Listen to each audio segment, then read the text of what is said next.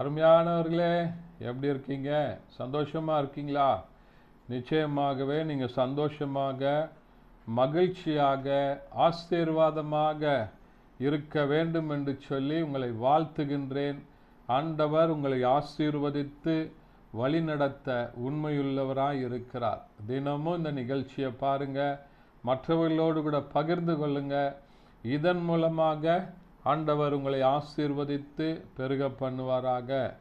இந்த நாளிலும் ஒரு அருமையான கர்த்தருடைய வார்த்தை என்னன்னு சொன்னால், தானியேலின் புத்தகம் 6ஆம் அதிகாரம் அதனுடைய 10வது வசனம் இப்படியாய் சொல்லுகிறது. அதனுடைய பின்பகுதி, முன் செய்து வந்தபடியே தினமும் 3 வேளை தன் தேவனுக்கு முன்பாக முழங்கால் படியிட்டு ஜெபம் பண்ணி ஸ்தோத்திரம் செலுத்தினான் என்று சொல்லி தானியேலை குறித்து சொல்லப்பட்டிருக்கிற காரியத்தை பார்க்கிறோம்.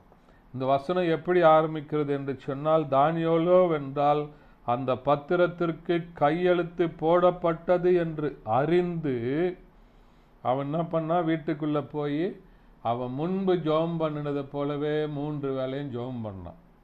இங்கே நடந்த காரியங்கள் என்னன்னு சொன்னால், அங்கே தேசத்தில் ஒரு சட்டம் போடுறாங்க. என்ன சட்டம்னு சொன்னால், 30 நாள் வரைக்கும் ராஜாவை தான் வணங்க வேண்டும். அந்த தேசத்தில் 30 நாட்கள் என்ன பண்ணணும், யாரும் எந்த தெய்வத்தையும் வணங்கக்கூடாது.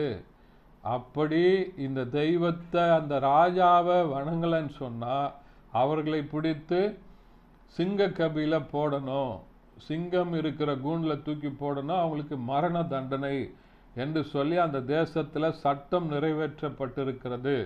ஏன்னு சொன்னால், தானியேலை குற்றப்படுத்த வேண்டும் என்று சொல்லியே இந்த சட்டத்தை கொண்டு வருகிறார்கள்.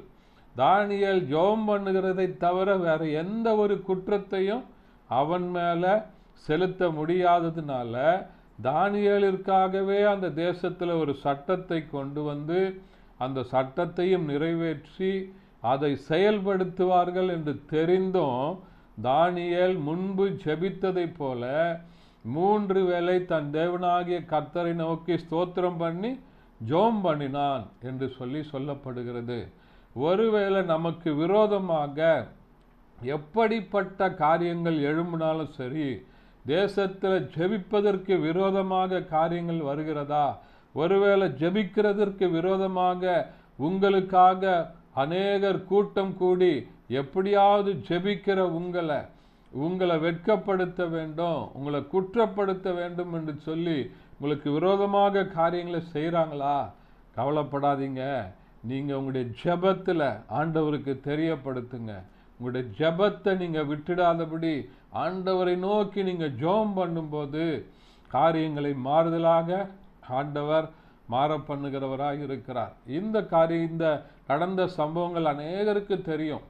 தானியேல் ஜெபம் பண்ணுறான், தானியேல் தவறு செய்தான் என்று சொல்லி தானியேலை பிடித்து சிங்க கபில போடுகிறார்கள்.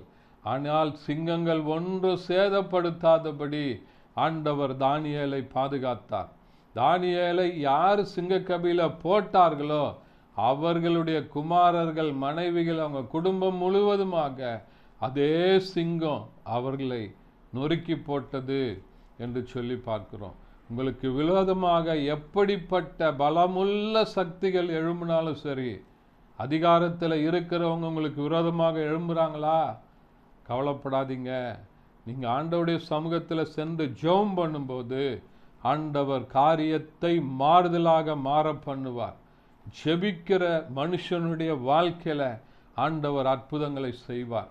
நீங்கள் ஆண்டவரோடு கூட இருக்கிற உறவில் நிலைத்து இருக்கும்போது ஆண்டவர் உங்களை மேன்மைப்படுத்துவார். அநேக ஜாதிகளுக்கு உங்களை ஆசீர்வாதமாக ஆண்டவர் மாற்றுவார். ஆகையினால் இந்த வசனத்தை விசுவாசிங்க. தானியேல் 6:10, அவன் முன்பு செய்ததை போலவே முழங்கால் படியிட்டு 3 வேளையும் கர்த்தரை நோக்கி ஜெபம் பண்ணான். ஆண்டவர் தானியேலோடு கூட இருந்து காரியத்தை மாற பண்ணி தானியேலை உயர்த்தின ஆண்டவர் உங்களையும் உயர்த்தி ஆசீர்வதிக்க உண்மையுள்ளவராயிருக்கிறார். ஜெபிக்கலாமா? பரிசுத்த பிதாவே, உம்மை துதிக்கிறோம், உம்மை ஸ்தோத்தரிக்கிறோம், உம்முடைய நாமத்தை மகிமைப்படுத்துகிறப்பா. இந்த வசனத்தை கேட்ட ஒவ்வொருவரையும் கர்த்தர் ஆசீர்வதிப்பீராக. இயேசுவின் நாமத்தில் பிதாவே, ஆமென்.